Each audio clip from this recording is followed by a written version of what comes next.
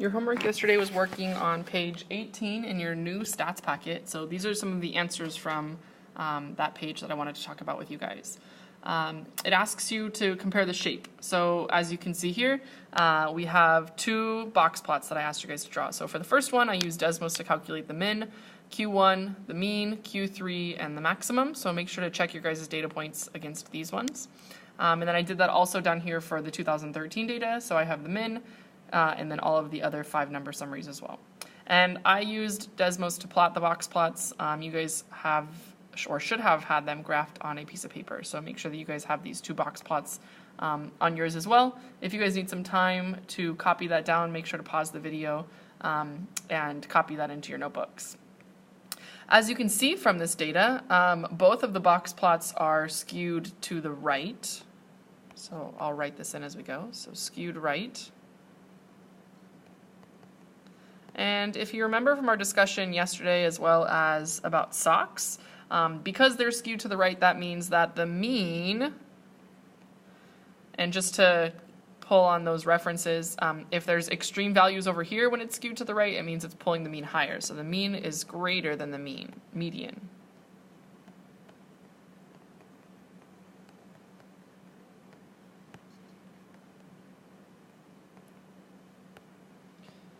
So there's a couple things we need to talk about when we're doing these. So it's skewed to the right, the mean is greater than the median, and if you look at the data, the 2012 data is more significantly skewed. Look how long the tail is on the 2012 data versus the 2013 data is kind of more widespread, and then this tail is not as long. So I would say that the 2012 data is more skewed or more significantly skewed than 2013. So for shape, that's pretty much all we would talk about. Obviously, mine are not complete sentences. It would be great if yours were. But these are the kinds of things you need to be touching on, is that 2012 is more skewed to the right than 2013, but that both are skewed to the right, and also that means that the mean is greater than the median. Looking at our next box, we have the center. So the center, we don't know what the exact mean is from the box plot, but we had the data points, so we could calculate the mean from the actual data points. So if you look at the mean and median, you see that the median net worth for 2012 is 36.75 billion, and that the mean net worth for 2012 was 39.54 billion. And again, these came from Desmos. The median net worth for 2013 was 38.5 billion, and the mean net worth was 45.15 billion. So notice here we're not comparing anything yet. So far we are just looking at the 2 distributions and discussing the information about them. We will get into comparing them in just a minute. So then we get into spread and outliers. So again, we can calculate the IQR and the range and the standard deviation because we have the data points, and so we can calculate all 3 of these things on Desmos. So notice my range, my IQR, and my standard deviation for 2012. Make sure that you make a note of those and that you have those same numbers for your values. And then for 2013, I have my IQR at 26 billion, the range is 44 billion, and the standard deviation is 16.35 billion. So far, again, not comparing them yet, we're just stating them. Last but not least, the outliers. There are extreme values for both years. You can kind of see that we have some extreme values pulling both of these tails over here to the right. It says 69 billion is an extreme value for 2012, and 73 billion is an extreme value for 2013. Which gets us into the comparing part. So if we look at the box plots, you could talk about the shape. So the shape of the 2012 data is skewed to the right, and so is the shape of the 2013 data. However, 2012 is more or significantly skewed than the distribution for 2013. And we just talked about that a couple slides previously, so hopefully you had that written in as well, is that it's more skewed or significantly skewed. For center, it says the median are close, but the median for 2013 is slightly higher than that of 2012. And the mean of 2012 is lower than the mean of 2013. So again, because of those extreme values, the mean is affected a lot, but the median is not affected as much. For spread, the ranges are close. So from greatest to least, they are about equally spread out, but the interquartile range for 2013 is much higher. So the meat and bones of the data set is more spread out for 2013. That shouldn't say 2013 twice, should it? So the ranges are close, but the interquartile range was higher for 2013 than 2012. So go ahead in your notebook. I didn't realize that that was an error and put 2012. And then last but not least, outliers. There may be some extreme values in the year 2012 causing the mean value to go higher than the median. So looking at that as well. All right, next. So that was the end of what we're going to talk about from yesterday's lesson on comparing distributions. Now we're going to get into 7-7, which is normal distributions. There is a page in your packet that we're going to skip for right now, and we're going to come back to it. So if you skip over page 19, this is on page 20 in your packet. So make sure to follow along with this. So today we're going to start talking about normal distributions and what normal distributions look like. So it's an incredibly important topic in statistics, and one that if you took a statistics class in the future, you would spend a lot more time looking into and delving into than we are going to in this class. So this is kind of just the introductory basic lesson. I know on your notes it doesn't have these as fill-ins, but these maybe you could underline them or highlight them because these are the different types of distributions we're looking at just to introduce normal distributions. So it says that you're given a pair of data distributions and they are represented either with histograms or with distribution curves. Histograms or distribution curves. And again, that's not a fill-in for you guys, but maybe you can just highlight that or underline that so you know that those are the different types of diagrams we're looking at. So in each one of these pairs that we're going to be looking at, one is normal, so obviously the one on the left is normal and the one on the right is not. And so I want to start talking about these properties or these characteristics of normal curves so that you can start to recognize when a curve is normal and when a curve is not normal. So we're going to compare them and we're going to write some features for normal distributions. So looking at this one on the left, this green one, this green curve is symmetric, but this red one is not. This red curve, if you had a little skier on top of the mountain, he would ski down here to the left-hand side. So this one is skewed to the left. So one of the characteristics of a normal curve that I want you guys to write in your notes is that a normal curve is symmetric. And again, not normal curves are not symmetric, they're skewed. A normal curve is also what we call bell-shaped. Literally, because if you looked at a bell, it's shaped like this. So you know how you have like a bell that you ring in a clock tower or something, so a bell shape looks like that, where it's comes up to a peak at the top and then kind of gradually goes down on the sides. And then one other thing that you guys need to know about a normal distribution is that the area under the curve is equal to 1. Under the curve. There we go.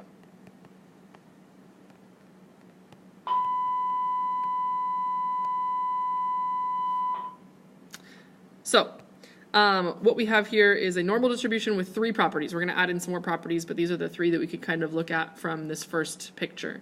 So symmetric in the sense that you could divide it down the middle and it's perfectly symmetric on both sides. Bell-shaped because it has this shape to it. And the area under the curve is 1. And that's going to become helpful more as we get towards tomorrow's lesson in talking about how if you're looking at how all the data is spread out under the curve, it's always going to add up to 100% of the data. So next, we have 2 other pictures. Oops, sorry, too far. 2 other pictures that I want to talk about and what these things mean about normal distributions. So look here, it's labeled the mean, the median, and the mode are all right here in the middle. So I want you guys to write that. Mean is equal to median, which is equal to mode. So in a normal distribution, all 3 of those things are exactly equal. Notice that if a data value or a data graph was skewed, then they would not be equal to each other. So maybe the mean is less than the median, which is less than the mode. So when it's not a normal curve, those things are not equal. When it is a normal curve, they're all exactly equal to each other. Here's a new vocab word for you that you may be unfamiliar with. So for this next one, we have this vocab word called an inflection point. An inflection point is essentially where a graph changes kind of its shape. So notice over here on this side that as we read it from left to right, we're kind of going up. And in calculus, at least, we call inflection points, it's dealing with concavity. So if you look at this shape right here, it kind of looks like if you continued it going up this other side, it would look like a cup. And so I call that concave up like a cup. And then over here, as soon as we get to the other side of this inflection point, notice that it kind of goes down like an umbrella. So it changes to being down like an umbrella. I call that down, concave down like a frown. And then over here as well, we have another inflection point, and it changes back to being as if it was going to be like a cup if it continued. So we call that concave up again. Now, I don't need you to necessarily know the concavity terms, but I do need you to know that where it changes its shape, so from going down to going up, and how its shape is drawn, we call that an inflection point. So one thing you need to know about normal distributions is that from the center, which is the mean, the median, and the mode, notice that the spread, and in this case for normal distributions, the spread is a standard deviation. So you can write that up. The spread is the standard deviation. So for normal distributions, I want you to notice that an inflection point on either side of the mean is exactly one standard deviation. So the spread is here. It's exactly one standard deviation away from the mean. So I know that's a long sentence, but I'll write it over here, and I want you guys to copy it into your notebooks as well. So the inflection points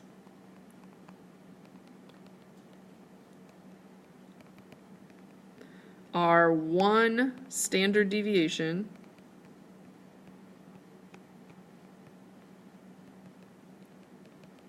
away from the mean on both sides.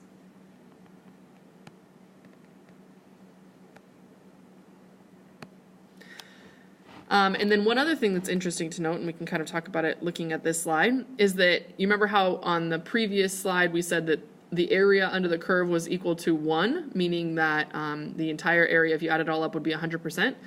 The mean being right in the middle, the center being the mean and the median and the mode, means that exactly half of the data is to the left and exactly half of the data is to the right.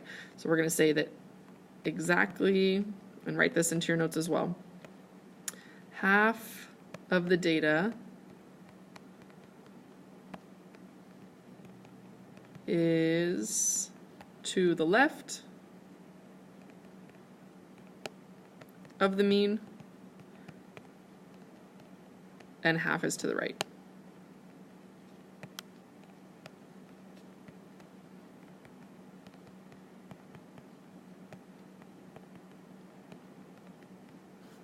Perfect.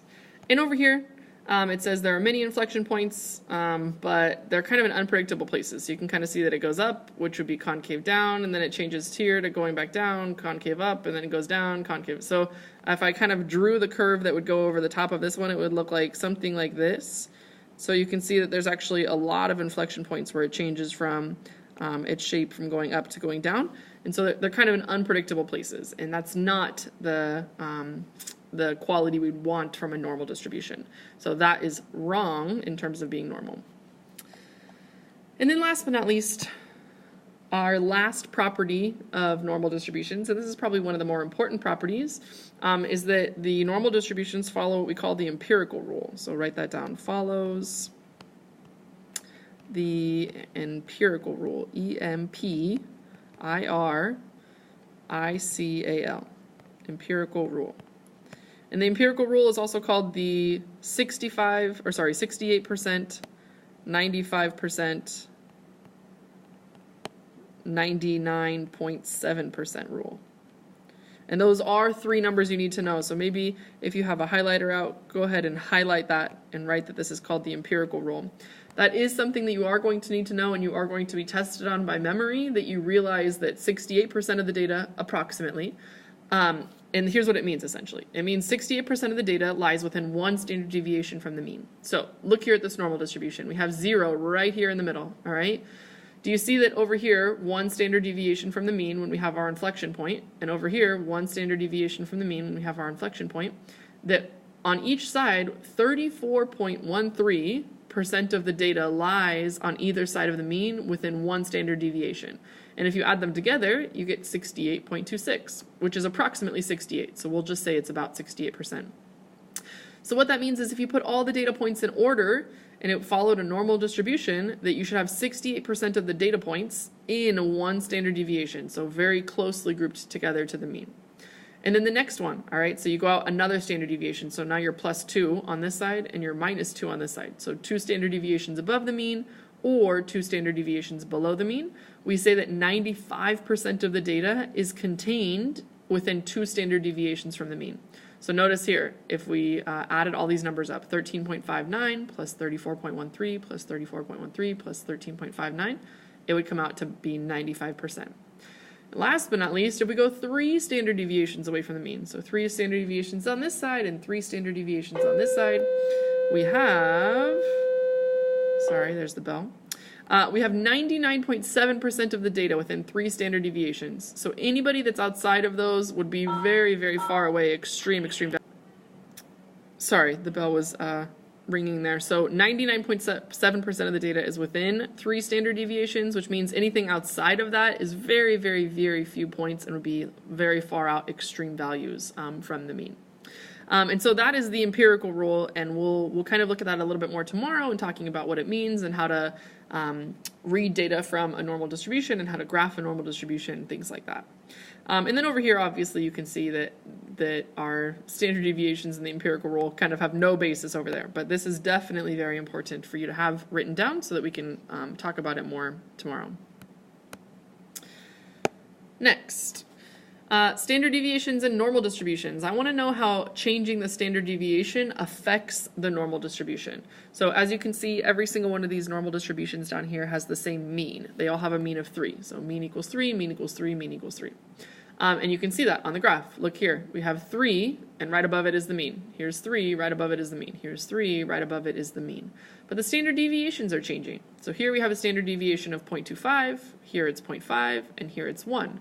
And notice what it does to the shape of the normal distribution. So here it's really, really, really tall and kind of pointed. Everything is very closely grouped together, and as we go and have our standard deviation go up, the data gets more spread out. So notice that these are not as tall, which means they're a little bit more spread out in their data values. And then at 1, notice it's actually a really flat curve, so the data values are very spread out. So the flatter the curve, the more spread out the data, and the higher the standard deviation. The more peaked the curve is the values are closer together, so the values are more consistent, and the lower the standard deviation. So let's answer this question. It says, how does changing the standard deviation affect a normal curve, and why does it have this effect? So let's answer that with a summary of what we just talked about. So changing the standard deviation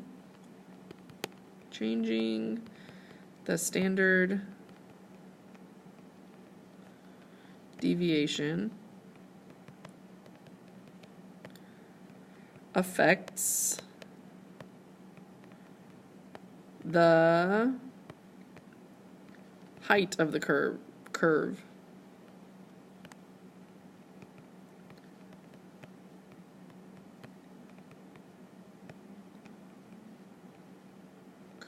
There we go. So the lower the standard deviation,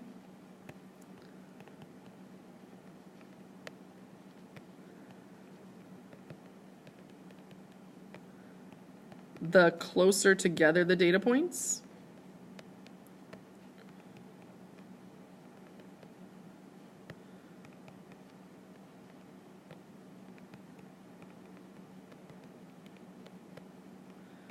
Which means the curve will have a greater peak.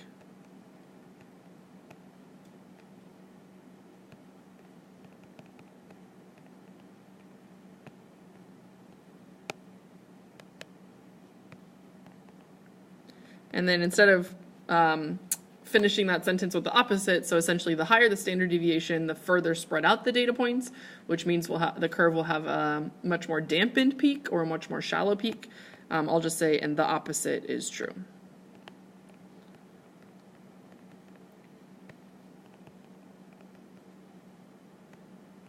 As well. So essentially, if you read that last sentence again, but changed everything to be the opposite. So the lower the standard deviation, we would change that to be the higher the standard deviation.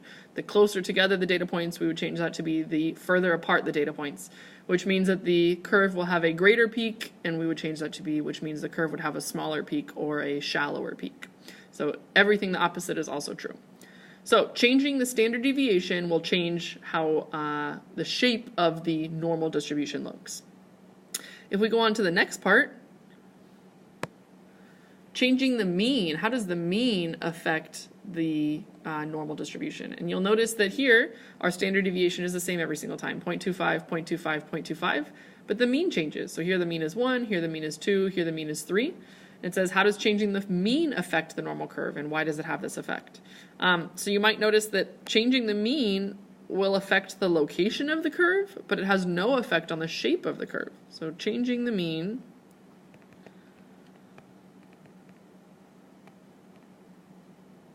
only affects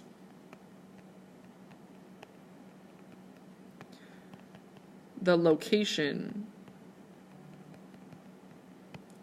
of the curve.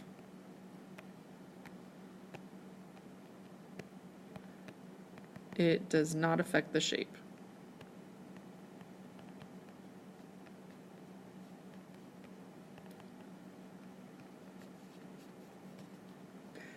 And the reason that it does not affect the shape, that it only affects the location, is because the mean will just tell you where the data is centered around. It doesn't tell you how spread out it is. It doesn't tell you how close it is.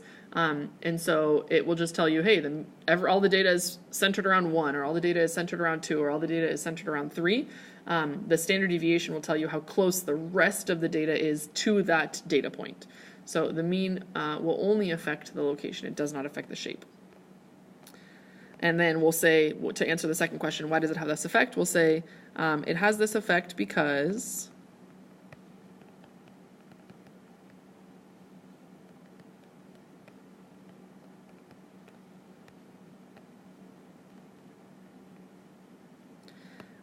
it just tells where the data is centered.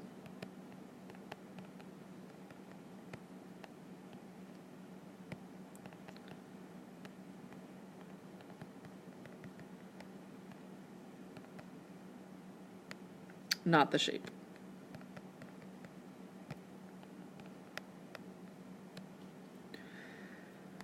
Perfect. So I'm going to have you guys answer some questions. So if you look at the bottom of this page, you're going to notice that there are 3 questions, an A, B, and C question. For each one, I want you to answer if it's true or false and why it's true or false. So let me go ahead and flip over to that page. So put the video on pause for about a minute or 2, and I want you guys to try and answer all 3 of these questions to the best of your ability. And after a minute or 2, unpause the video and we'll go over the answers together to make sure that you guys can figure out what's what.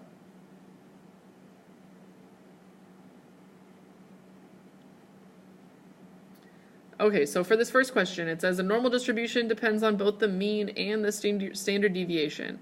So it kind of depends on how you read this, but if you mean that the distribution is affected on its location and its shape by both the mean and the standard deviation, then I would say that's true. It is affected on its location and the shape.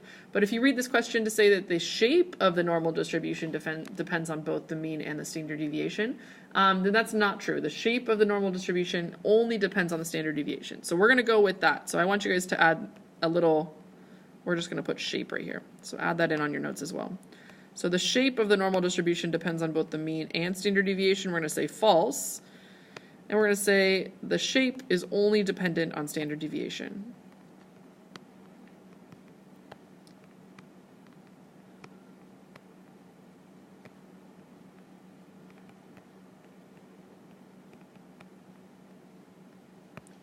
For question 2, the mean, median, and mode are all equal in a normal distribution. That is true.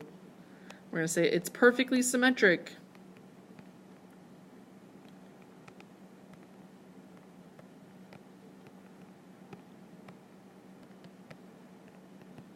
Therefore, everything is equal.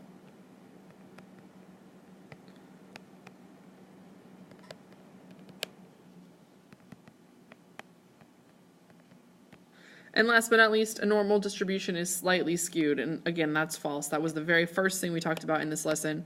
A normal distribution is not slightly skewed. It's symmetric. If it was slightly skewed, it would not be normal. And that's the end of these notes. So do me a favor and put your notes aside for now and then work on your homework for tonight.